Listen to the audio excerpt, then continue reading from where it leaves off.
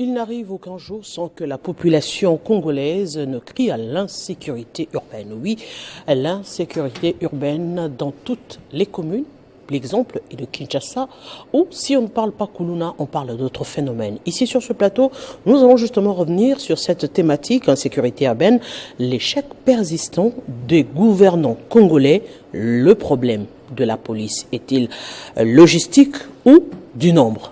On va évoquer également une deuxième thématique, justement en rapport avec le Génocoste. Aujourd'hui, nous célébrons ces millions de victimes, oui, qui ont été, qui se sont retrouvés en plein affrontement entre l'armée rwandaise et ougandaise. On parle d'une guerre économique. Aujourd'hui, 24 ans après, quel est le sort de ces victimes ou des familles des victimes? On parle encore détournement dans cette affaire. Vous le savez, il y a quelques jours, le ministre de la Justice, le ministre d'État à la Justice, a suspendu l'équipe de Frivao qui était censée payer, indemniser toutes ces familles. On parle de 65 millions de dollars américains. On va évoquer la question ici sur ce plateau avec des invités, pas le moindre. Nous avons M. Gloire Manessa qui est membre de la société civile. Bonjour et bienvenue à vous. Merci beaucoup, merci. Nous avons également M. Winer Kankolongo qui est cadre au sein de l'UDPS. Bonjour et bienvenue à vous. Merci beaucoup, madame, et très content de vous voir aujourd'hui. Aujourd'hui, c'est une première participation, on va le signaler aux téléspectateurs dans ce plateau de Safé. Exactement, je suis très fier de recevoir votre invitation. Et nous avons également un habitué, M. Jean-Serge Tchiba, qui est cadre du PPRD. Bonjour. Bonjour, madame, et bonjour à tous ceux qui nous suivent. Et nous avons également un quatrième intervenant qui va nous rejoindre sur ce plateau, M. Dieudonné Mouchagaloucha, lui également de la société civile. Aujourd'hui, on ouvre carrément le débat, le phénomène du banditisme urbain. On en parle ici à Kinshasa, on en parle également très souvent à Lubumbashi et aussi dans d'autres provinces. Finalement, comment comprendre ce phénomène à Kinshasa, siège des institutions, où l'on retrouve un grand nombre de dispositifs sécuritaires également. Monsieur Gloire.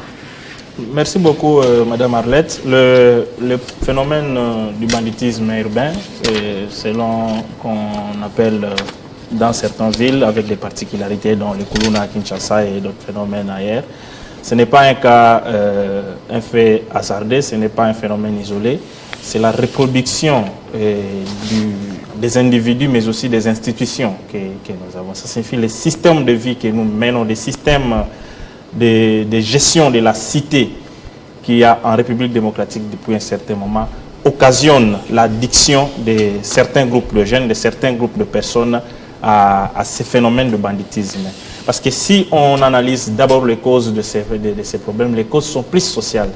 Ça fait que les individus qui se retrouvent dans une position, dans une situation socio-économique tellement lamentable, ne peuvent avoir aucun autre réflexe que de verser vers la violence. Parce qu'un enfant, quand il naît, il doit être orienté. Quand il est encore petit, il vit dans les toits de ses parents, il mange chez ses parents. À un certain niveau de vie, il doit commencer à prendre certaines responsabilités. Il doit savoir s'acheter lui-même un pantalon. Il doit savoir assouvir à certains de ses besoins qui viennent. Mais lorsque le système mis en place par la société ne lui permet pas cet épanouissement, il faut savoir que l'enfant va s'auto-orienter. Et cette auto-orientation, la meilleure façon, c'est l'addiction à la toxicomanie. Quand il prend des stupéfiants, le premier réflexe, la première réaction de ça, c'est aller faire la violence. Donc c'est la reproduction du système comme il est. Et encore, comme il est déjà présent, c'est un système qui cause beaucoup de dégâts dans le ville, particulièrement dans la ville de Kinshasa. Nous le voyons avec plusieurs facettes. Ce n'est pas seulement les enfants qui sont dans la rue, qu'on appelait comme une machègue, qui volaient, qui cambriolaient. C'est maintenant des jeunes qui se constituent en gang pour plusieurs raisons pour causer la violence. Non seulement la violence juvénile, mais aussi la violence partisane. Nous sommes en train d'en déplorer aujourd'hui avec plusieurs cas où des jeunes qui sont supposés être encadrés politiquement par le parti politique, se transforment en badauds, qui sèment la terreur, qui imposent, qui dictent le mode de vie dans la société. C'est parce que l'État est démissionnaire. L'État est au monopole éclaté. Et pour revenir sur la police, vous avez parlé de la police congolaise, c'est une police, elle souffre de tous les maux que souffrent toutes les autres couches de la société. Nous avons une police qui est bien formée. Nous avons une police qui est suffisamment capable et apte à poser des actes rentrant dans ses pouvoirs. Mais elle souffre de la prise en charge, elle souffre de l'organisation. C'est une police qui n'est pas équipée. C'est une police qui n'est pas bien traitée, qui n'est pas bien prise en charge par l'État. Et dans ces conditions de vie, la police ne peut pas faire le travail. Hier, pas plus que hier, j'étais dans un camp de police, dans une mission de la société civile, dans une petite enquête de la société civile. J'ai discuté avec les commandants de SIAT qui me présentent même des listes. Ils ont des fichiers, des koulouna dans tous les quartiers. Ils les ciblent même par leurs avenirs, leurs noms, comment, là où ils opèrent, partout, comment ils sortent. Et ils savent à quelles heures ils peuvent aller les trouver, à quel endroit. Mais ils me disent qu'ils sont incapables d'aller les appréhender, d'aller les arrêter, les inquiéter, parce qu'ils peuvent se retrouver à 3 ou ils sont à 9 dans les sous-SIAT, et ils n'ont que des armes. Et les 9 là doivent s'occuper de toute la commune. Et là où ils vont, ce sont des jeunes qui sont armés, qui sont déjà entraînés à la violence. Ils ne peuvent pas s'hasarder à aller les appréhender surtout tard dans la nuit lorsqu'ils savent qu'ils n'ont pas de matériel, de l'outil de travail capable de leur permettre de dissuader ces gens-là.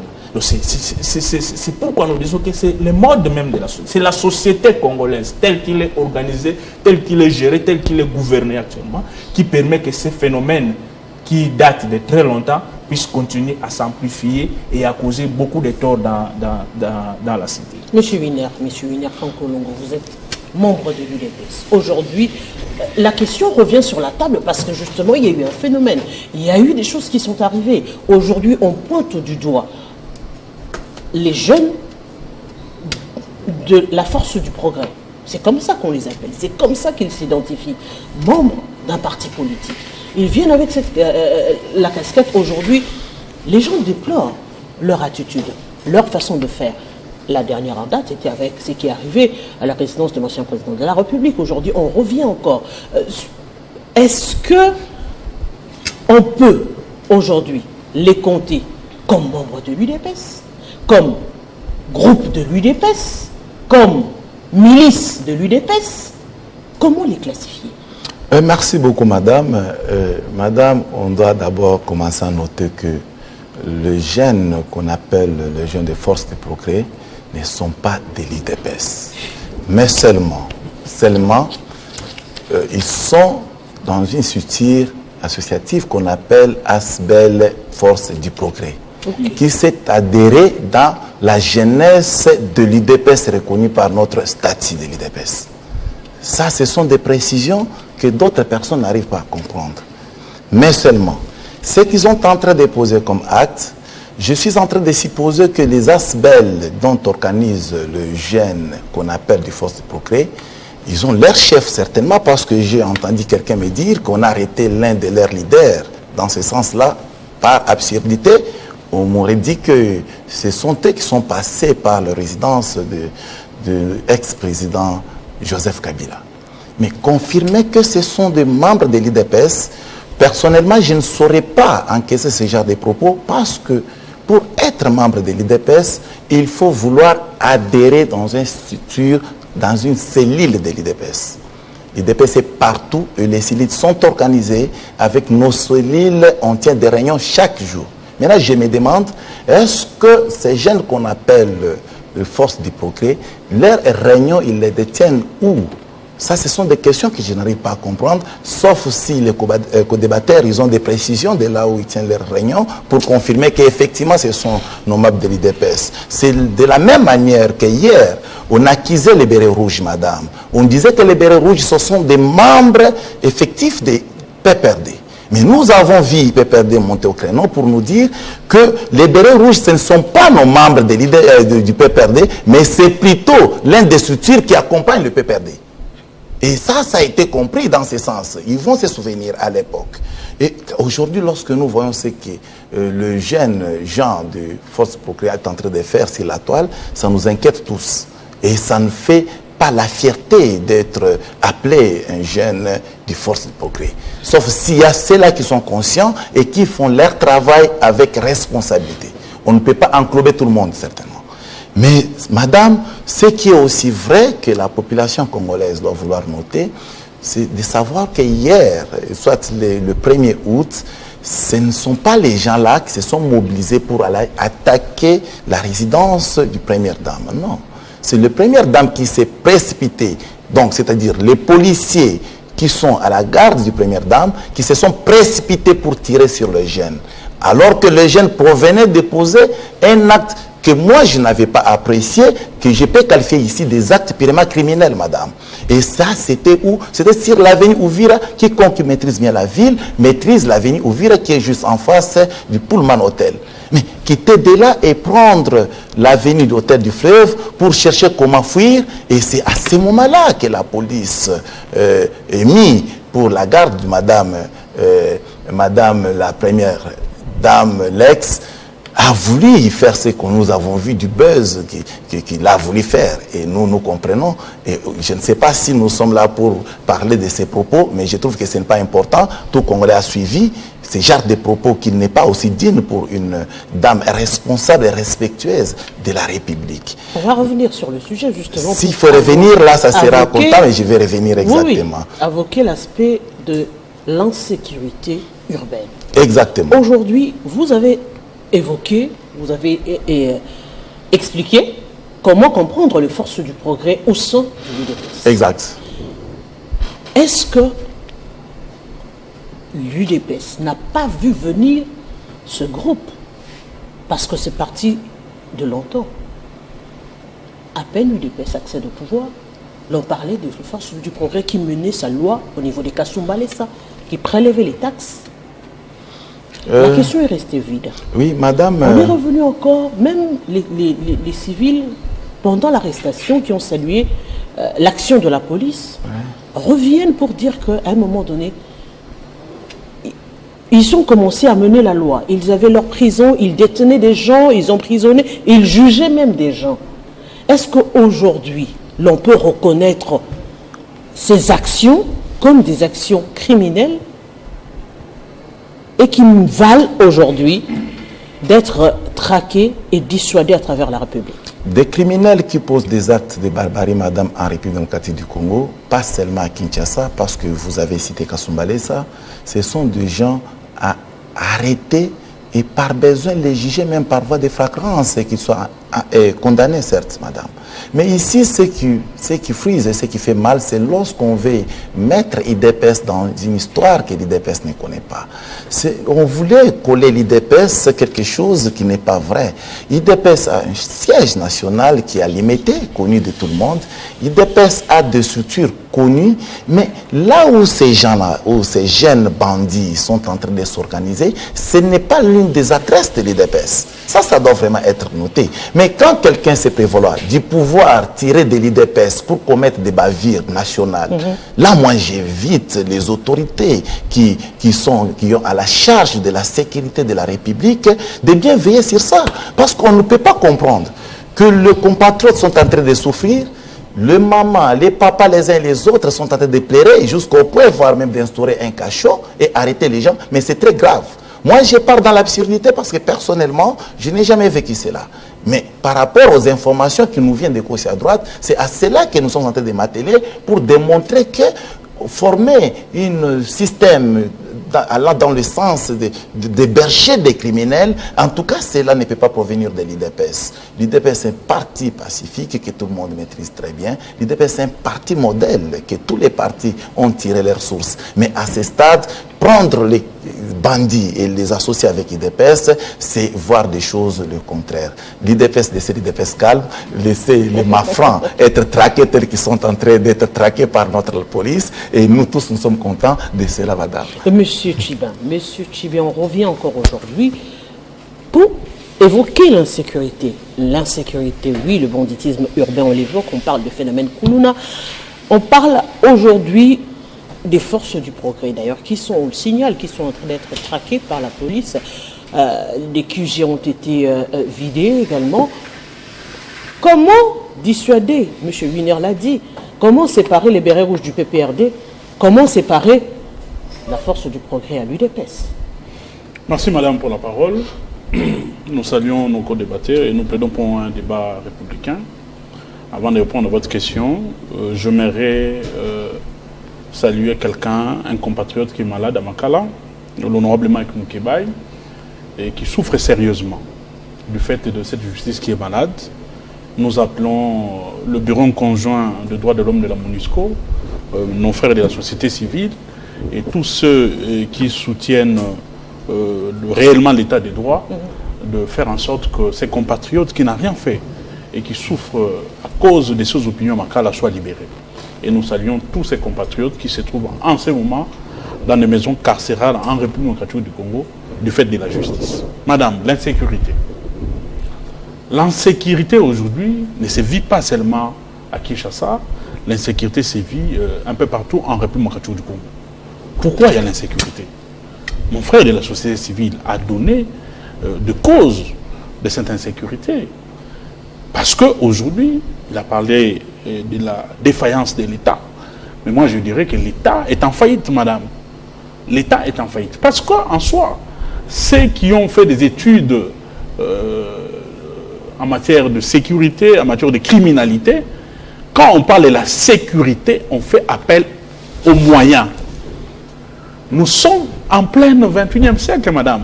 Nous sommes dans une ville de plus de 20 millions d'habitants. Et la sécurité de cette ville ne peut plus être faite de manière archaïque. Il faut des moyens conséquents, des moyens logistiques, de matériel sophistiqué pour accompagner les efforts de nos services de sécurité et de défense. Madame, je confirme, comme mon frère de la société civile, nous avons des vaillants soldats, nous avons des policiers formés, à part quelques brebis égarées, je confirme, sans peur d'être contredit, que nous avons dans nos rangs, dans la police, des policiers formés, des policiers capables de mater tous ces groupes d'inciviques et criminels en Kinshasa, mais aussi un peu partout. Mais qu'est-ce qui bloque la prise en charge de l'État? Malgré qu'on nous parle d'un budget de 20 milliards de dollars, aujourd'hui, la police n'a pas de moyens pour mener à bien ses missions, madame. L'État a besoin, la police a besoin de types, de patrouilles. Aller dans des communes, mon frère a parlé des SIAT, aller dans des sous-SIAT. La police n'a pas de moto pour se déplacer. La police n'a pas de vélo. La police n'a pas de moyens de communication. Aller dans des communes, là où il y a des SIAT, normalement, à notre époque, madame, il y avait des types d'intervention. Parce qu'il y a des communes qui sont vastes. Prenez une commune de Massina, la commune de Kimbanseke, la commune, je ne sais pas, de Maluku. Ce sont des communes vastes. Pour gérer une telle commune ou de telles communes, il faut avoir des moyens logistiques conséquents. Mais même dans de petites communes, comme la commune de Lingouala, la commune de Bandalungu, la commune de Kassavubu, madame, l'État n'a pas de moyens, la police n'a pas de moyens pour traquer ces malfrats. Et aujourd'hui, la cause, une autre cause de l'insécurité de la ville de Kinshasa, c'est l'UDPS. Mon frère en face est en train de dire que l'UDPS... non, madame, l'UDPS est un parti de la violence. Ils nous ont amené des habitudes de l'opposition. La violence, le mensonge, les Kadiocha, ce que nous appelons aujourd'hui Kadiocha, ils nous ont amené la destruction. Je vous avais parlé des démons qui hantent, qui habitent l'UDPS aujourd'hui. Les démons de la destruction, les démons de l'ingratitude, les démons de la destruction, mais surtout les démons de ces soucis-là de faire du mal. Ils ne reconnaissent pas l'ASBL, force du progrès, comme je vous donne le fait, madame. Membre de l'UDPS. Je vous donne les faits, parce que les faits sont têtus. L'UDPS accède au pouvoir. On voit un groupe de jeunes sur toute l'étendue des territoires porter des tenues avec le nom de l'UDPS. Force du progrès, barre UDPS. On voit des jeunes avec le drapeau de l'UDPS, madame, poser des actes au nom pour le compte de l'UDPS. En aucune fois, l'UDPS n'a sanctionné ces jeunes-là. Je vous donne maintenant les faits. À Kasumbalesa, des jeunes ont pris en otage la douane à Kasumbalesa. Rappelez-vous du phénomène Bilanga, base Bilanga. C'est l'UDPS, madame Boutela. Ils avaient pris en otage la douane de Kasumbalesa, ils avaient érigé des tentes et ces hommes-là percevaient l'argent. Et à côté, C'est eux qui faisaient la loi. L'UDPS n'a jamais sanctionné ces gens-là, jusqu'à ce que les services de l'État vont dire trop c'est trop, on va les chasser. C'est comme ça qu'ils étaient déguerpis. Mais rappelez-vous aussi, madame, la même force du progrès, qu'on appelle l'abusement, force du progrès, qu'on devait appeler force du mal, avait séquestré ici à Kinshasa les femmes, les enfants à Bandalungwa, l'immeuble Djamanis. Ceux qui sont en Bandal connaissent l'immeuble Djamanis, là où il y a un supermarché qu'on appelle le Yesunidjibou. La force du progrès était là. Ils avaient bloqué l'avenue Inga pendant des heures et des heures. À 5 minutes de la base logistique, à 5 minutes de la commune, à 5 minutes, madame, du palais du peuple. Là, cette force du mal avait pris en otage cet immeuble-là pendant des heures et des heures. Aucune sanction, on n'avait hérité personne. Et aucune sanction venant de l'UDPS. Ils avaient les drapeaux de l'UDPS, ils avaient des armes blanches. Aucune sanction. C'est passé. Bien après, la même force du mal, madame, avait pris en otage Franck Diongo. Franck Diongo a été séquestré par la force du mal, qu'on appelle force du progrès. Chez lui, à la maison. Le cardinal Lambongo aussi. Et ils avaient même des images. Ils avaient fait des procès verbal, madame, de Franck Diongo. Et quelques militants de Franck Diongo qui avaient fui dans une église protestante à côté, la même force du progrès avait incendié cette église.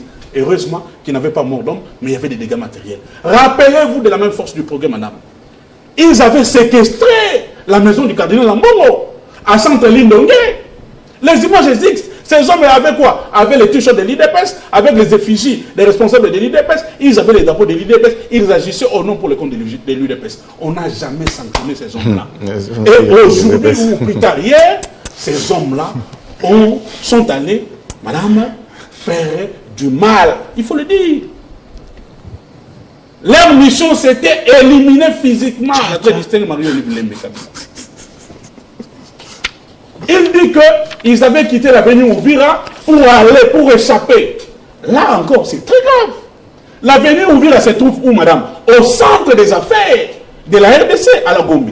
Comment vous pouvez laisser des badauds quitter Ngalema, quitter Limité, avec des armes blanches, venir déguerpir des hommes à la Gombe? Madame, nous sommes dans quelle république?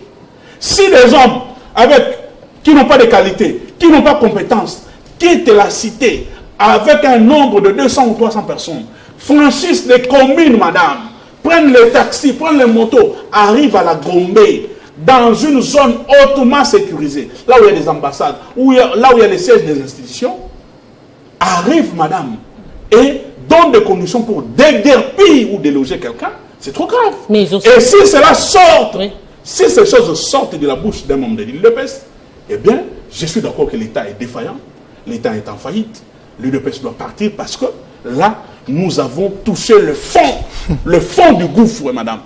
Nullement, dans nos lois, dans notre constitution, il est demandé à une structure qu'on appelle force du progrès, à qui on a donné compétences et qualités, de venir déguerpir ou de déloger quelqu'un.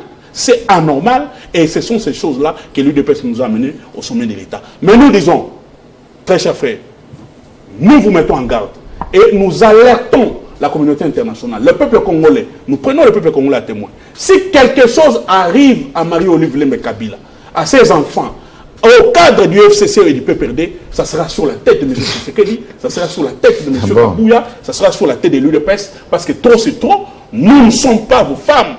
Mais si nous restons calmes, nous ne sommes pas agités, parce qu'on ne veut pas tomber dans le piège que vous nous tendez, le piège du démon de la destruction, parce que nous n'allons pas agir par la violence. On n'agit pas par la violence, nous gardons notre calme, nous prenons la communauté internationale à témoin, nous prenons la MONUSCO à témoin. Si quelque chose arrive à un cadre du FCC, à un cadre du PPRD, si quelque chose arrive à Marie-Olive Lembe, ça sera sur la tête de l'UDPS et sur la tête de M. Félix Tshisekedi. Monsieur, on va garder un débat républicain. On est devant les téléspectateurs, ils doivent comprendre qu'est-ce qui se passe en République démocratique du Congo.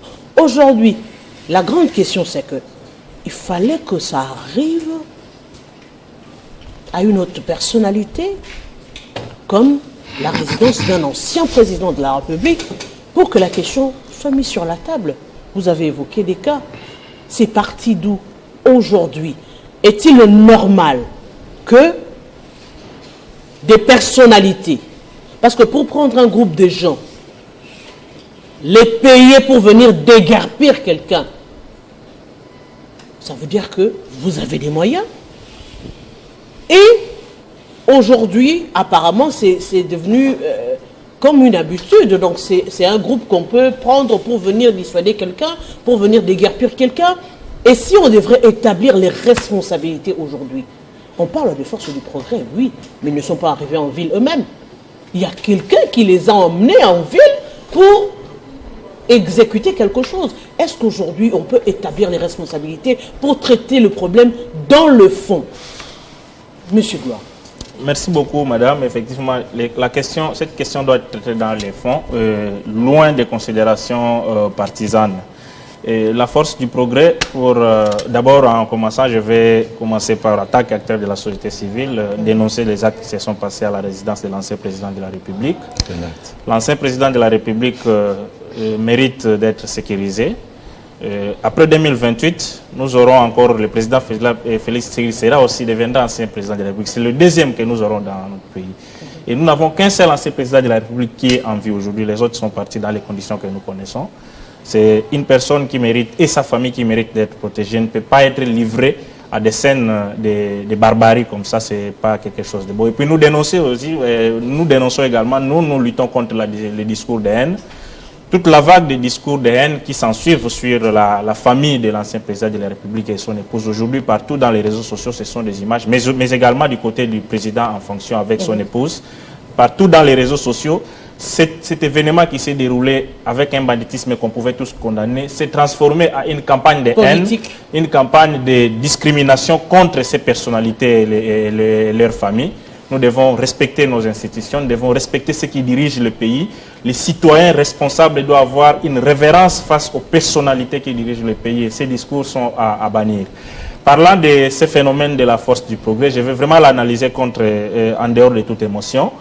Madame, c'est une question très dangereuse que si aujourd'hui nous ne la traitons pas avec dextérité, avec rigueur, ça va créer des problèmes en République démocratique du Congo. Vous savez qu'aujourd'hui au Burundi, la milice de la jeunesse du pouvoir, les Imbonerakure, sont devenus un groupe armé. Ils sont même dans l'est de la République démocratique du Congo, ils sont trouvés refuge là-bas, ils causent maintenant des problèmes, ils tuent maintenant la population, ils sont devenus une force négative. Et le mode opératoire des Imbonerakure, c'est la même chose que je suis en train de voir, que nous voyons quand on étudie les analyses de Force du Progrès. La Force du Progrès n'a pas commencé avec l'arrivée du président Félix au pouvoir. C'est en fait la branche violente de la jeunesse de l'UDPS qui existait même pendant l'opposition qui faisait les manifestations. Ces jeunes qui étaient toujours arrêtés là. Ils ont pris notre façon d'évoluer après le pouvoir. Pourquoi? Parce qu'ils n'ont pas été bien encadrés. Ce sont des jeunes qui, pour la plupart, n'ont pas eu la chance d'aller à l'école. Et les partis, comme c'est aussi un lieu de formation, les autorités, les cadres du parti devaient prendre des précautions pour encadrer ces jeunes-là. Parce qu'on doit se poser la question, après si l'UDPS n'est pas au pouvoir, que vont devenir ces jeunes-là, qui sont aujourd'hui déjà très ancrés dans la violence? Et là où nous, au niveau de la société civile, nous déplorons que les autorités de l'État, mais aussi les dirigeants des partis politiques, ne prennent pas la responsabilité d'encadrer leurs militants, c'est lorsque nous voyons les réactions après ces événements. Et le frère du PPRD a dit ici, le secrétaire général Augustin Kabouya, il a dit clairement que la force du progrès, ce n'est pas l'UDPS. Si vous étudiez, un peuple qui ne tire pas les leçons de son histoire n'évolue pas. Si vous tirez les leçons de l'histoire, de toutes les réactions de la hiérarchie de l'UDPS, quand ces jeunes de force du progrès commettent des bavilles, c'est de les renier. Mais il y a des faits très patents qui démontrent que c'est une force liée étroitement au parti. Ce sont des jeunes à qui on recourt souvent pour faire de la pression. Ce sont ces jeunes-là qui ont imposé au président Félix Tshisekedi, là il n'était pas encore président lorsqu'il était à Genève dans les conclaves de l'opposition, de retirer ces mots selon lesquels le changement c'était Martin Fayulu. C'était cette base-là. C'était cette base-là. Qui avait brûlé même le mot progrès est tiré de quoi? de la dénomination même du parti. Parce qu'il dit la force du progrès. Les partis, c'est les partis pour les progrès. Donc il y a vraiment des liens. Il y a des liens entre le parti et cette jeunesse-là. Donc nous le disons nous le disons ouvertement parce que c'est une question qui maintenant, au-delà du parti, est en train de causer des problèmes dans la société. Ce n'est pas, ça n'arrive pas aujourd'hui à... Donc on est vraiment que le CG réunit, ce n'est pas bien. Encore, je voulais parler de la réaction de la vice-ministre de l'Intérieur. Elle a fait un extrait d'une vidéo que j'ai vue sur Twitter où elle dit que ces jeunes-là sont allés à la résidence de l'ancien président de la République. Ce n'était pas un acte prémédité, c'était un fait de hasard. Non, ce n'est pas un fait de hasard. Parce que le jeune de la force du progrès impose déjà la loi dans ces pays, dans plusieurs villes de la République démocratique du Congo depuis très longtemps. Ces jeunes ont arrêté, séquestré et imposé à un candidat président de la République en pleine campagne électorale une position publique en faveur d'un adversaire politique qui était le président de la République en place, Félix Tshisekedi. Les gens n'ont jamais fait quelque chose. Et les répertoires de tout ça existent même dans les ministères de l'Intérieur. Parce que la police intervient, la police a traqué ces gens-là. Je ne sais pas si madame la vice-ministre, quand ils ont fait la remise des reprises, elle a vérifié, elle a vu que ces forces du progrès, de cette base de Gramalik, étaient déjà interpellées. Parce qu'après qu'ils ont commis cette bêtise-là contre Franck Diongo, on a vu sur les réseaux sociaux une vidéo où le ministre de l'Intérieur de l'époque, accompagné, il y avait même un autre ministre, le ministre des hydrocarbures, je pense, était aussi là avec la police. Ils ont fait un ratissage et ils ont arrêté tous ces jeunes-là. Mais comment ces jeunes-là peuvent encore, on peut encore aujourd'hui dire qu'on est encore, la police est allée les déguerpir. Ça signifie qu'on les arrête pour masquer l'opinion, pour satisfaire l'opinion, mais ce sont déjà on légitime leurs actes. Et ça, c'est là où il y a le problème.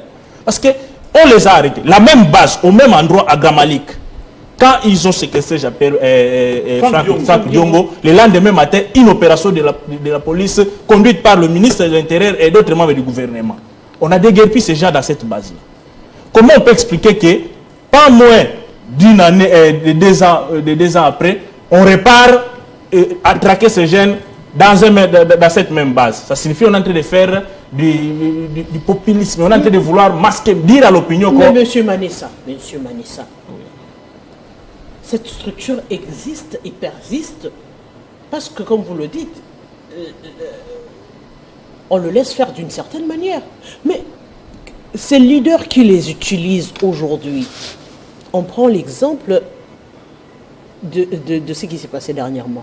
Ça veut dire qu'il y a un monsieur qui les a pris pour aller déguerpir. Parce que même dans les images, ils le disent. On est venu nous prendre pour venir déguerpir. Mais madame, ces gens-là, aujourd'hui, en République démocratique du Congo, si vous suivez même les débats qui se font... On les a vus au ministère du Sport, par exemple. Ils sont partout. Ils sont allés au secrétariat général, excusez-nous, au niveau, comment dire, le responsable du stade de Martyr, pour lui demander réellement de déposer, parce qu'on a placé un autre, l'exiger de faire la remise des reprises. Mais je vous dis que ceux qui les utilisent savent que, comme on dit que à l'UDPS, c'est la base qui décide. Pouvoir est à la base. Comme c'est cette base-là qui fait la force. Quand cette base parle, les autorités du parti écoutent. Alors il faut aller vers cette base pour l'utiliser à des fins politiques. Et ce n'est pas seulement aujourd'hui qu'on vit. Nous avons vu pendant tous les mandats ici, même le ministre, lorsqu'ils ont des pépins entre eux, quand on a vu les pépins entre eux, le ministre sortant de l'EPST, Tony Mwamba et Gilles Alingeti, où on allait écouter les discours. C'était les forces du progrès, c'était les gens du Parlement debout qui faisaient des mises en garde. Aujourd'hui, tout ce qui se fait, même, vous avez dit que Mouchagalou, ça viendrait ici. Il y a une vidéo au niveau de la société civile, nous avons condamné. Il a été cité dans une des bases du Parlement debout qu'il devait être traqué parce que ses positions ne sont pas en faveur du pouvoir en place. Donc ça suffit, c'est une branche qui se constitue à une force de coercition, une force qui impose la loi, qui dicte les modèles de vie actuellement dans la société. Et elle est légitimée. Pourquoi? Parce que les autorités qui les entretiennent au niveau du parti en tirent aussi profit. Lorsqu'ils veulent imposer une logique dans le pays, Ils profitent parce que c'est eux qui ont le monopole de la force, le monopole de la rue, avec ces jeunes-là. Et comme on ne sait pas bien les contrôler, ils vont aussi dans l'extravagance. Et c'est tout ce qui justifie qu'aujourd'hui, quelqu'un qui a des problèmes, au lieu d'aller chercher à se résoudre dans la justice, il va prendre cette force-là parce que quand cette force va venir, elle va facilement, avec brutalité, déguerpir ou lui donner gain de cause et personne ne sera là pour condamner parce que c'est une force qui est protégée quelque part. C'est là où j'étais en train de dire que, nous insistons qu'il faut que la police prennent des mesures sérieuses parce que même cette opération qu'ils ont fait ici, nous ne pensons pas qu'elle va aboutir à des solutions durables parce qu'on les déguerpit juste pour l'exhibitionnisme, pour montrer aux gens qu'effectivement on les a traqués. Mais demain ils vont revenir. La preuve c'est que ces jeunes qui ont été déguerpis hier par le général Kilimbalimba ont été aussi déguerpis avant hier. Il n'y a pas moins d'une année, à la même endroit, dans les mêmes locaux, dans les mêmes bureaux, avec le même mode opératoire, on a trouvé toujours les armes blanches dans leur maison. Ça signifie qu'on les fait juste pour dire aux gens que nous sommes en train de les déguerpir, mais au contraire, on les entretient. Et pourquoi, si on dit que c'est un fait hasardé, ils sont passés pour aller soutenir Kamol Inter. Ok. Pourquoi ils n'ont ciblé que la maison de l'ancien président de la République? Ils ont des antécédents. Ils ont des antécédents. Et en passant par là, ils vont les cibler comme c'est une opposition. Comme ils passaient par là, ils entrent par là. Sinon, il y avait beaucoup d'habitants de ce côté-là. Ils pouvaient aller chez n'importe qui. C'est là où nous disons que l'État doit prendre ses responsabilités. Le pouvoir public, il est pour tout le monde. Aujourd'hui, nous pouvons aux affaires. Demain, nous allons partir. Et les mêmes garanties de sécurité que nous allons demander pour nous, nous devons aussi être capables de le rendre pour les autres. Il faut qu'on prenne des dispositions. Cette force du progrès, c'est aujourd'hui un élément très dangereux. Les Koulouna, même dans les quartiers, il y a une opération de la police qui est en train presque de les mater actuellement. Mais cette force-là, elle n'a jamais été inquiétée. Elle n'a jamais été inquiétée. C'est une force qui constitue un danger permanent et qui risque de devenir une... Parce qu'ils ont des armes dans la capitale. On les a trouvés avec des armes, et c'est la police qui le dit, avec des femmes et des enfants, dans ce qui j'ai là. Monsieur Winer, aujourd'hui, l'UDPS au pouvoir, avec, on va le dire, le président de la République qui a 73% élu, il y a la majorité dans tout et pour tout. Comment vous acceptez que ces jeunes portent l'identité du parti au pouvoir pour commettre ces exactions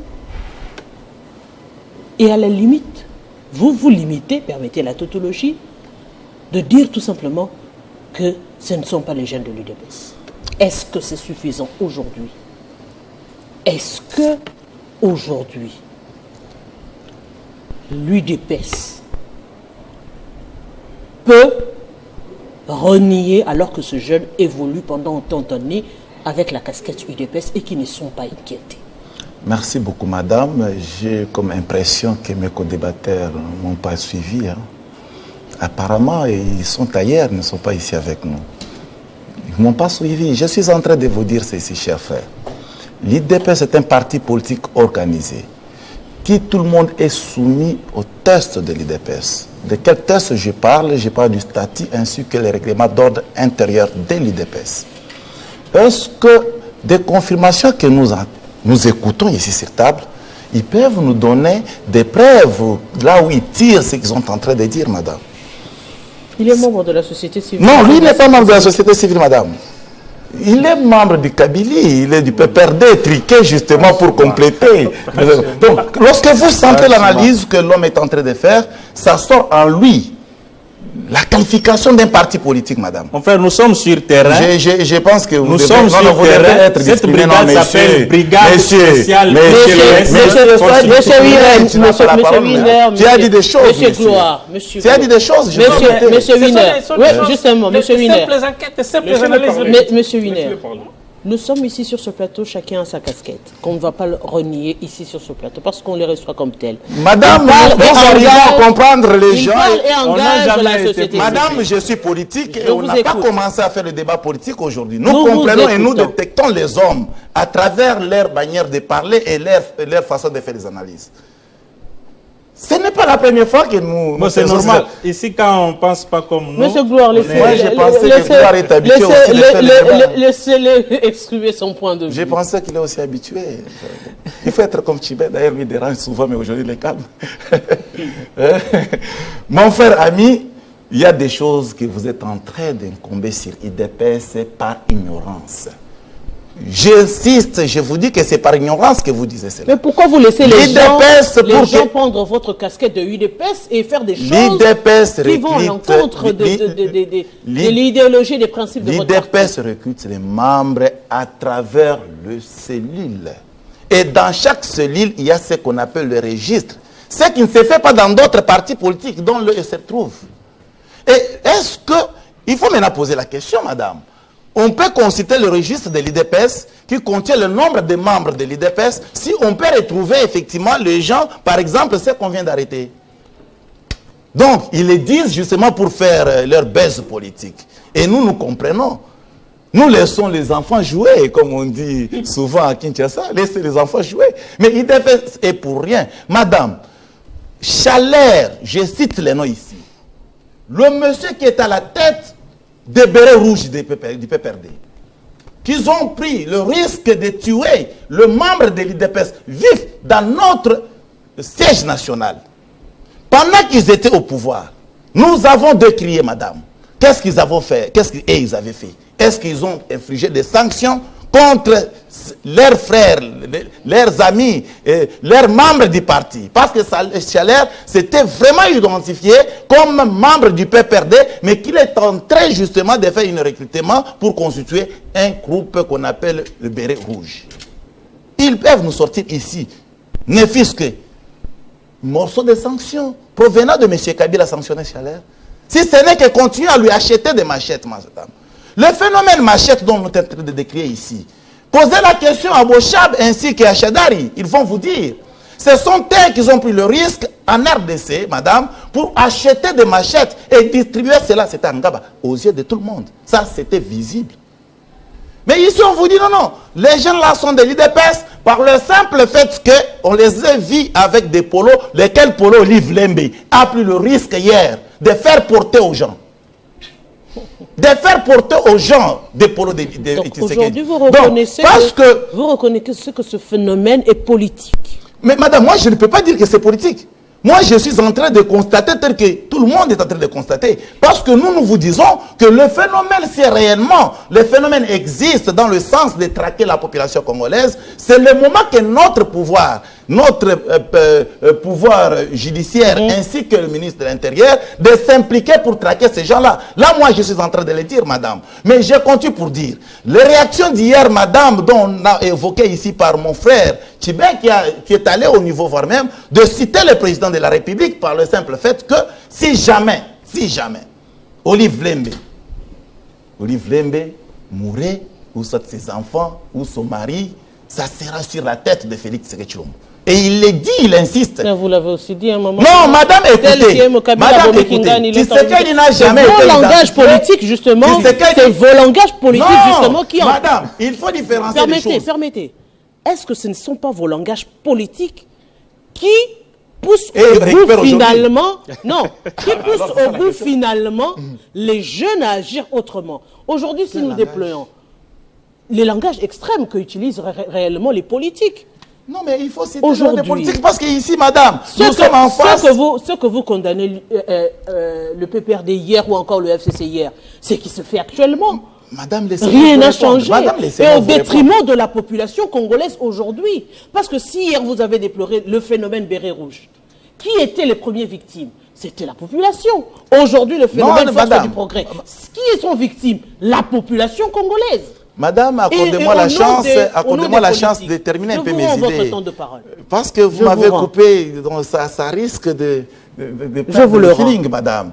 J'étais en train de dire, madame, si vous comparez le langage qu'utilise PPRD aujourd'hui et vous voulez l'associer ou soit comparer avec ce qu'on tenait hier, c'est pratiquement différent, madame.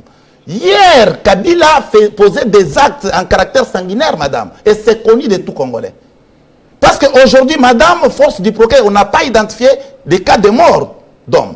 Mais hier, madame... Séquestration. Non, madame, séquestration, emprisonnement. Ce sont des accusations. Mais hier, nous avons vu Arma Tungoulou, madame, battu à pleine couture à l'avenue du 24 novembre.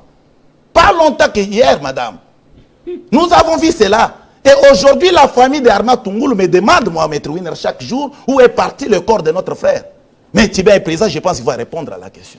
Madame, comparez la gestion de Tshisekedi, ainsi qu'en matière d'insécurité, et la gestion de Kabila en matière d'insécurité, il y a nuit et jour, madame. Donc, avec Kabila, nous avons vécu des choses. Madame, aujourd'hui, vous parlez des forces du progrès. Vous oubliez qu'il y a des forces communes ici en République démocratique du Congo, et précisément à Kinshasa, dont M. Kimbuta, que je cite les noms, est monté au créneau pour dire qu'en tout cas, Tolembi, la force commune. Là, ce n'était pas moi, Winner, je pense. Et ce n'était pas l'IDPS à l'époque. Donc, il y a des histoires qu'on ne peut pas coller à l'IDPS et ça ne peut pas passer parce que l'IDPS n'a jamais été identifié comme des sanguinaires en République démocratique du Congo. Au moins, il faut aller chercher ailleurs. Ça, c'est connu de tout Congolais. Maintenant, madame, on vous cite des cas et on vous parle de Franck Diongo.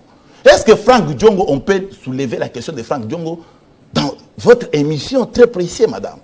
Franck Diongo qui s'est comporté comme un petit voyou et qui a croisé des voyous au même titre que lui, madame. Franck Diongo est allé vilpander, est allé caillasser des histoires des gens. Et c'était pendant la période de campagne. Et à ce moment-là, vous voulez que les gens, qui ils ont mis aussi leurs personnes, je ne sais pas moi, parce que moi, à l'époque, j'étais au niveau de Mouenedi, tout pour les campagnes du chef de l'État. Maintenant, je me demande, est-ce que Franck Diongo avait l'intérêt d'aller et détruire les biens des citoyens, des compatriotes? Et lorsqu'il y a une réaction contraire, là, ils sont en train de voir les forces du progrès, mais ils ne voient pas les comportements malsains posés par M. Franck Diongo. Non, ce n'est pas des exemples à donner ici. Donc, madame, je demande à Tibet, s'il aime réellement Madame Olive Lembe, de le conseiller d'éviter à commettre des faux bruits. Et c'est une infraction pénale. Olive Lembe. Vous savez que vous avez cité combien de noms ici? Mais je suis responsable de ce que j'ai dit. Oui. Je suis acteur politique. Oui, justement. Oui. C'est pour dire que aujourd'hui, si on doit revenir sur cette question, est-ce que le Congolais, les politiques que vous êtes, UDPS, FCC, peuvent aller au-delà de la passion? Oui, madame, nous... Pour analyser sécuritairement. Parce que c'est vrai, c'est arrivé à Marie-Olive Lembe Kabila parce qu'elle a des gardes. Il y a eu réaction. Admettons que ça arrive à un de vos proches qui n'a pas de garde. Madame, je vous confirme. Permettez. Ok. Parce que la masse, elle est souvent inconsciente. Est-ce que ce sont des choses à vouloir défendre absolument coûte que coûte? Est-ce que ce sont des choses à vouloir défendre coûte que coûte? Parce qu'il y va de la sécurité de la nation, de la sécurité des populations congolaises. Et aujourd'hui, verser dans des analyses politiques sur des questions purement sécuritaires, est-ce que ce n'est pas nous détourner, nous la population, des vrais problèmes qui gangrènent la société congolaise? Merci beaucoup, madame. Voudriez-vous me laisser aussi un peu calme de terminer mes idées, madame? Oui. Parce que je suis la seule qui subit l'interruption. Je réoriente et je réorganise. Merci beaucoup. Mais je suis content. Pas débordement. Exactement, je suis content. Je comprends qu'il n'y aura pas de débordement. Exactement. On doit rester dans un débat républicain pour édifier les Je suis très fier de vous. Je suis vraiment très très fier de vous. Mais madame, ça doit être noté que maître Winner Kankourou que je suis, je n'ai pas soulevé le nom de madame Olive Lembe sur cette table.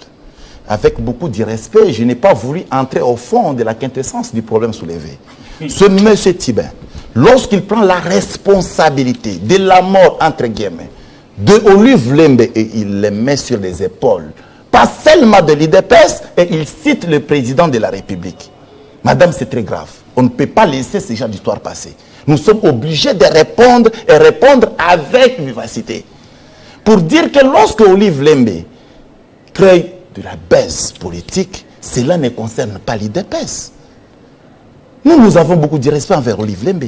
Qu'est-ce que l'IDPS ainsi que Félix Tshisekedi va-t-il gagner en cherchant à tuer Olive Lembe? Est-ce que s'il faut qu'on tue Olive Lembe, il faudra-t-il utiliser les jeunes forces du progrès? C'est ça maintenant la question. Faudra-t-il utiliser les jeunes des forces du progrès? Parce que la question revient. Lorsque eux prenaient le courage de faire disparaître les Congolais jusqu'à ce jour, ils sont nombreux. Est-ce qu'ils ont consulté le béret rouge? Ils consultaient à l'époque le béret rouge. C'est de là que j'ai dit, ce sont des débats de caniveau que nous, les responsables politiques, on ne peut pas tenir ce genre de propos sur le plateau. Lui, il en a fait parce qu'il poursuit quelque chose auprès d'Olive Lembe. Lui, il poursuit quelque chose auprès d'Olive Lembe. Donc, ce sont des politiques profiteurs. Donc, au lieu d'analyser, de faire l'analyse froide, de comprendre qu'il y a l'erreur qui s'est commise, les jeunes en train de passer, et le policier, ils ont voulu repousser les jeunes et ça générait. En quoi les jeunes voulaient la vie de notre première dame, ex d'ailleurs? Non, nous on n'a pas l'intérêt. Et je conseille ici à mon frère, il y a encore temps, nous avons écouté tout ce qui est sorti dans la bouche de notre ex-première dame. Nous, ça nous a effectivement frayé parce qu'elle est allée jusqu'au point de dire qu'il a donné les autres leaks de porter la veste. Elle n'a pas cité de nom. Non, j'ai dit, il n'a pas cité le nom. On ne va pas entrer dans les débats des réseaux sociaux. Non, madame. On ne va pas entrer dans les débats des réseaux sociaux. On va rester dans la peut-être que vous avez mal écouté. Moi aussi, je n'ai pas cité le nom. Justement. Je suis en train de relier les messages d'Olive Lembe. Non, s'il vous plaît. Non, on ne va pas entrer dans les débats des réseaux sociaux. Mettez la vidéo d'Olive Lembe. Non, parce que c'est public. On ne va pas entrer dans les réseaux sociaux. Non, je voulais les conseils qu'il a dit à Olive Lembe parce que Olive Lembe, ces derniers temps, il n'aime pas me suivre. Vous n'êtes pas IDPS? Non, Olive Lembe n'aime pas me suivre, mais je les conseille beaucoup. Lorsqu'il voit Winner Zap, c'est ça, elle zappe, c'est ça les problèmes. Peut-être avec Tibet peut apporter mon message. On va brièvement revenir quand même sur la question du génocoste. Oui. Madame, laissez-moi aussi le temps de parler. Vous aurez le temps de parler, justement. Je sais que vous allez rebondir. Même si on vous donne, vous allez toujours chercher à rebondir d'abord avant de répondre à la question. Je dois recadrer certaines choses. On va évoquer la question du génocoste, justement, pour évoquer tout ce qui s'est passé. Aujourd'hui, les victimes réclament, continuent de réclamer. On a vu à travers les médias, oui, les autorités qui ont pleuré. Larmes aux yeux après les différents témoignages. Est-ce que le pleur suffise pendant que l'on pleure, l'on détourne également? Est-ce que ce n'est pas une façon de victimiser pour la seconde fois ces victimes de la guerre de 6 jours? Madame, merci pour la parole. Je vais répondre à votre question, mais laissez quand même recadrer mon frère Délit de Presse. En quelques minutes. En quelques minutes. Oui. Très chers compatriotes, je vais vous regarder en face pour vous dire ceci. Marie-Olive Lembe Kabila n'est pas votre ennemi. Joseph Kabila n'est pas votre adversaire, n'est pas non plus votre ennemi. Le vrai ennemi de Félix Tshisekedi et de l'UDPS, c'est le temps. Le temps est en votre défaveur. Le vrai adversaire de Félix Tshisekedi en 2028, c'est votre bilan catastrophique. Je pèse mes mots. Ces jeunes délinquants avaient la mission d'éliminer physiquement Marie-Olive Lembe Kabila. Parce qu'il y a de preuves. Laissez-moi, je vous ai laissé parler. Quand des jeunes animés cherchaient à escalader des murs avec des cocktails Molotov, ils avaient quelle intention? Quelle était leur intention? Si ce n'est que d'éliminer physiquement Marie-Olive Lembe Kabila. Et heureusement qu'il y avait des policiers qui étaient là, qui ont tout fait pour le repousser. Troisièmement, vous, quand quelqu'un donne un autre son de cloche, quand quelqu'un est en contradiction avec vous, vous lui donnez toujours une de couleur politique. Mais soyez fiers de mon frère Magua. Il est resté société civile, il analyse comme société civile. Pourquoi vous voulez lui coller des étiquettes politiques ou encore de couleur politique? Ah, tu deviens son avocat? Non, je ne suis pas son avocat. Mais ici, je vais te dire, quand nous étions au pouvoir, on avait des responsables de la société civile comme Georges Kapiamba, qui faisait des communiqués matin, midi, soir contre Kabila. Aujourd'hui, on a attaqué Marie-Olive Lembe. Vous avez vu Kapiamba tweeter? Vous avez vu Kapiamba faire un communiqué passé sur les réseaux sociaux? Vous avez vu Christopher Ngoï, membre de la société civile, critiquer, faire un communiqué? Est-ce que vous avez vu Jonas Tchombela parler de ça? Non, parce que Là, ce n'était pas de la vraie société civile. C'était la société civile proche de l'UDPS. Ce n'est pas lui. Laissez-lui être libre et analyser avec ses moyens. Mais lui, il est vrai. Hein? Deuxièmement, je suis très choqué quand vous parlez avec beaucoup de légèreté de Fang Diong. Fang Diong était chez lui. Fang Diong a été séquestré chez lui, à la maison. Chez lui, à la maison. On lui a fait dire des choses par cette force du progrès chez lui, à la maison. On a poursuivi ces militants dans une église. Je pèse bien mes mots. Dans une église protestante. Cette église a été incendiée. Et vous voulez toujours défendre. On a vu ces jeunes, Madame Boutella, force du progrès, ici, devant les centres financiers, en ville à la Gombe, lors de remise et reprise des ministères. Ici, devant le ministère de la Justice et les centres financiers. Ces jeunes se battaient avec machette, armes blanches, anti-chaud de l'UDPS. Vous voulez toujours dire que... Mais vous avez fait pareil, vous aussi, du PPRD, monsieur Chiba. Vous l'avez fait avec la les justification du diable. Aujourd'hui, pour se donner une santé financière, on doit citer le PPRD, on doit citer Kabila. Vous avez la gestion. Vous parlez de Kimbuta. Est-ce que vous pouvez comparer la gestion catastrophique de Ngobila et de Daniel Bumba ici avec Kimbuta?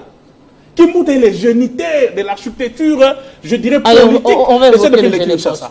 Parce qu'il a créé la DGRK, il a créé la Rimokit, il a créé des structures aujourd'hui qui existent, qui ont été dupliquées dans toutes les provinces. C'est un génie. Kimbuta. Vous n'allez pas les comparer avec Ngobila, vous n'allez pas les comparer avec Daniel Bumba. Daniel n'a pas encore commencé. Il faut du respect à cet homme-là. Daniel n'a pas encore commencé. Troisièmement, Génocos, madame. Je suis en train de pleurer. 2 août, nous commémorons le mort en République démocratique du Congo, plus précisément, ceux qui avaient péri, ceux qui ont été tués à Kisangani. Mais comment ces forces étrangères sont arrivés à Kisangani? Parce que les gens doivent savoir, les gens sont morts à Kisangani, pas du fait de l'armée congolaise, mais des armées étrangères rwandaises et ougandaises qui se sont affrontés à Kisangani. Et la suite de ces affrontements, les Congolais sont morts. Et nous allons rappeler à l'histoire que les Ougandais étaient arrivés ici en République démocratique du Congo, à Kisangani, par les labels MLC. Les Rwandais étaient arrivés ici par les labels RCD Goma. Et ces hommes s'étaient affrontés pour leurs intérêts égoïstes et économiques. Les Congolais sont morts. Mais malheureusement, madame, aujourd'hui, 2 août, Jean-Pierre Bemba au gouvernement, son parti, les MLC, n'a pas fait même un communiqué pour demander pardon aux Congolais et pour se souvenir de ces morts-là. Aucun communiqué. Joseph Kabila, le père de la démocratie, à l'époque, avait payé des avocats, des Congolais, qui ont fait des procès contre l'Ouganda, madame Boutella. Ces avocats existent, certains sont ici en Kinshasa, certains sont, les autres sont en Europe. On a eu des procès contre l'Ouganda, des procès. À la fin, la justice avait triomphé et la République démocratique du Congo avait gagné les procès. On a condamné l'Ouganda à payer 11 milliards de dollars à la République démocratique du Congo. 11 milliards de dollars. Qu'est-ce que vous en avez fait avec? Mais ce qui est grave, Joseph Kabila part. Ceux qui avaient appelé les Ougandais et les Rwandais pour se battre à Kisangani, ils vont marchander sur les âmes congolaises. Ils vont marchander ces montants-là pour que aujourd'hui l'Ouganda nous paye 395 millions de dollars. Et ce qui est grave, on nous donne les 395 millions, il y a encore des détournements. Le ministre de la Justice l'a dit, qu'il a mis une commission parce qu'il avait trouvé des écarts. La première tranche qui devait être payée, qui a été payée 65 millions. 65 millions. Et la deuxième tranche sera, voilà, je crois, au mois de novembre. Il a trouvé des écarts énormes entre les chiffres qu'on avait décaissés pour la RDC et le montant qui a été réservé pour qu'on puisse indemniser nos compatriotes. Ce qui est grave aujourd'hui, madame, ces régimes des détourneurs de l'UDPS, ces régimes des incompétents n'arrivent à rien faire. Même l'argent de mort Madame, regardez les niveaux de cruauté de l'UDPS. On détourne même l'argent des morts. L'argent qu'on devait donner aux familles des morts. Manessa. Messieurs de l'UDPS, ceux qui sont dans l'Union sacrée, sont allés détourner cet argent-là. Monsieur, vous êtes cruel, vous êtes un régime qui doit allez, détournement, il y en a aussi eu avec le FCC et le pouvoir. Hein. Non, on va le dire, on va pas tromper les téléspectateurs. Ces hommes sont cruels, vous avez détourné l'argent. Monsieur Manessa. Monsieur Manessa. Vous devez partir en Monsieur Manessa. Merci beaucoup, madame. En quelques mots, oui, nous en fait quelques mots. que nous sommes arrivés à la fin. Oui, mais en ces quelques mots, je veux aussi dire à Maître Wiener que je ne suis pas partisan. Je suis de la société civile. Les histoires que je dis sont soutenues par des travaux, des enquêtes que nous menons sur le terrain. D'ailleurs, je vous rappelle que j'étais aussi avec les mouvements Trop c'est trop, parmi les jeunes qui marchaient aux côtés de l'UDPS contre le pouvoir du président Joseph Kabila. Là, il est content. Les affaires même des fausses ces affaires des fausses communes que vous avez dit ici, je m'en souviens même, certains ont confondu même souvent des indigents de Mamaïmo qu'on allait enterrer là-bas. Par rapport à si je dis que ces jeunes sont de l'UDPS, les jours où ils ont fait ces dégâts après, les indigents, jusqu'aujourd'hui, il y en a encore. Jusqu'aujourd'hui, il y en a encore. Des personnes qui mettent, ça c'est très grave. Ils n'ont pas les moyens non pour identifier, on les enterre dans des fausses communes, ça c'est connu. C'est connu. Oui, c'est une pratique connue. L'hôtel de ville communique même pour ça, c'est connu. En tout cas, donc parlant de ces jeunes, je vous dis que j'étais même jusqu'au siège là de Grand Malik. Et devant ces chaises, il est mentionné en grand caractère République démocratique du Congo, Union pour la démocratie et le progrès social.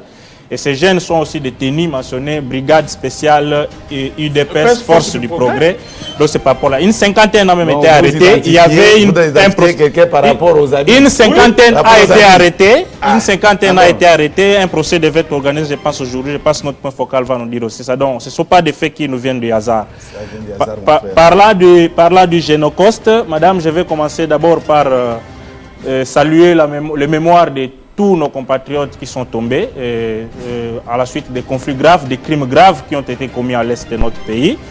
Et je vais rappeler ici que j'ai suivi le ministre de la Communication dans une radio de la place qui attribuait la paternité, l'initiative de cette commémoration du 2 août de Génocoste à son Excellence, Monsieur le Président de la République et à la distinguée Première Dame. Ils sont à la quête du bilan. Il y a également aussi l'opposant principal, Martin Faoulou, qui lui aussi a récupéré la paternité. Il suffit de dire, nous allons le dire, nous sommes des jeunes de la société civile. Cette initiative est venue de la société civile. Nous avons tout fait, on a commencé à organiser des commémorations publiques à la place des évolués. Même ici à la gare centrale. C'est par après que les autorités, là nous remercions le chef de l'État parce qu'il a accepté, ils ont reconnu ses efforts pour le faire, mais attribuer la paternité de cette... Oui, la politiser, la donner au crédit de tel ou tel autre camp, ça c'est tout ce que nous ne pouvons pas reconnaître en tant que force de la société civile. Parlant de la célébration du Génocoste, nous on pense que c'est bien, nous-mêmes après ici, nous serons à la place des évolués. Nous nous sommes dit le gouvernement organise parce que c'est populiste. Nous, la société civile, on reste dans notre format traditionnel. Nous serons encore là le soir pour commémorer aussi. Le contenu n'est pas bon. Le contenu qu'on donne aujourd'hui à cette commémoration n'est pas ce que ça devait être. C'est un contenu populiste. Parce que ce sont des groupes de ministres qui prennent des frais d'émission des caisses de l'État, qui vont nombrer dans un coin pour faire des scénarios, plairer aux côtés des victimes. Ce n'est pas ça.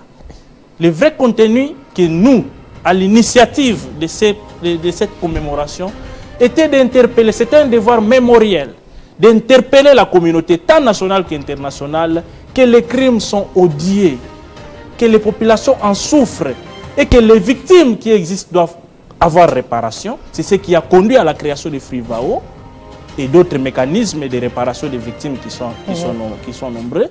Mais malheureusement, le même venin, la même pandémie de détournement qu'on vit dans le pays n'a pas échappé ce secteur-là.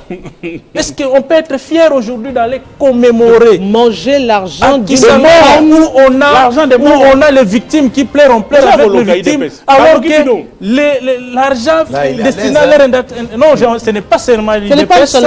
Ce n'est pas l'UDPS, c'est un système que l'homme congolais de façon générale, les dirigeants politiques congolais de façon générale, n'a pas l'âme n'a pas le valeur morale, une l'éthique, femme il y en à a qui pas. on a violé par Il y en a pas. 26 personnes. Et donc, on a sorti la matrice.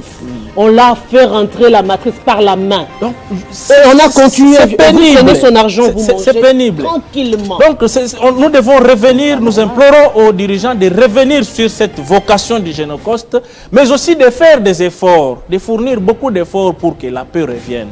Parce qu'on se rend compte que nous sommes toujours là. Aujourd'hui, on invente plutôt un autre slogan. Après les slogans, on nous tue en silence, on invente un autre. Mais qu'est-ce que notre gouvernement fait? Analysez juste les communiqués de la réunion de Luanda ici. Vous vous rendez compte que de bout en bout, on n'a parlé que de FDLR. C'est comme si notre gouvernement est allé se justifier sur la question de FDLR. Monsieur Wiener, un gouvernement de slogans. Monsieur Wiener, on va conclure. Ils n'ont pas une vision de gouvernance. On va conclure avec le Génocoste. Merci beaucoup, madame. Mais avant d'y arriver, il y a un point qui a été soulevé ici. On va pas revenir. Non, je vais très vite. Très vite. Non, je voulais parler à mon frère Tchibin pour lui dire que Franck Diongo, vous avez dit qu'il a été séquestré chez lui à la maison, n'est-ce pas? Et je vous dis encore, mon frère, il ne faut pas répéter ce genre de propos à la place publique. On ne séquestre pas quelqu'un chez lui. On viole la domicile du personne. On ne séquestre pas quelqu'un chez lui. Donc, c'est pour vous dire que ce sont des termes qu'il faut réellement respecter parce qu'il y a des gens qui me suivent. Mais seulement, maman, Tchibin a parlé des génocides qui nous a été imposé par Rwanda et Ouganda, c'était en 94. Mais Tchibin ne vous a pas dit qu'en 94, Mouzé et Kabila de Père a profité de l'occasion pour signer l'accord de l'Emera. Lequel accord nous a mis à genoux jusqu'à ces jours. Vous avez cet accord. Mais peut-être que vous n'êtes pas politicien. Vous avez cet accord. Si vous êtes un politique, tous les accords signés par Kabila, si vous pouvez nous montrer un ou deux. Vous avez cet accord. Mais on a plus de 500 groupes armés à l'Est. Montrez-nous des paperasses de ces accords. Ça sont des justifications. Monsieur Wiener, terminez. Parce que quand vous tenez les propos non fondés, c'est non fondé, vous voulez nier que mais il faut l'interdire de ne pas déranger l'émission. On conclut. Il cite encore M23. On conclut sur les chefs de l'État acceptaient les gens de génocide. Madame, mais quand il soulève des histoires, il faut répondre à propos de ces histoires. Lorsqu'il dit que nous avons ramené M23 à Kinshasa. Ne répondez pas, M. Tchibin, vous êtes devant les Madame, je savais de conclure, c'est ma façon de conclure, la population va comprendre dans ce sens. Je lui réponds ceci. Tchibin, il faut expliquer à la population que M23 signifie mouvement du 23 mars 2009. C'est venu de la bouche du chef de l'État. Mouvement du 23 mars 2009. Monsieur Kabila au pouvoir. Monsieur Kabila, écoutez. Mais comment ça la genèse de... Vous comprenez qu'on ne va jamais détentionner les politiques. Oui, M. Tchibin, grand merci. M. Wiener, grand merci à vous. Et M. Manessa, aimables téléspectateurs. Nous sommes arrivés à la fin de ce fait débat. On va conclure ainsi et on se retrouve la semaine prochaine.